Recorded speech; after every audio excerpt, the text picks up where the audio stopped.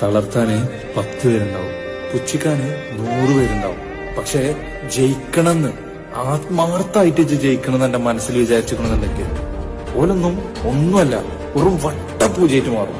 എന്റെ മനസ്സിൽ ജയിക്കണമെന്ന് മാത്രം കരുതിയിട്ട് മുന്നേറുകയാണെന്നുണ്ടെങ്കിൽ തീർച്ചയായിട്ടും എന്റെ മുന്നിൽ ജയം ഉണ്ടാവും. വിജയിക്കും. എവിടെ തോൽക്കൂല. എന്റെ മനസ്സിലെ കരുതല് ജയിക്കണമെന്ന് മാത്രമാണ്. ആ ഒരു കരുതലും അതിനുള്ള പ്രയത്നവും മാത്രം മതി. ജയിക്കും.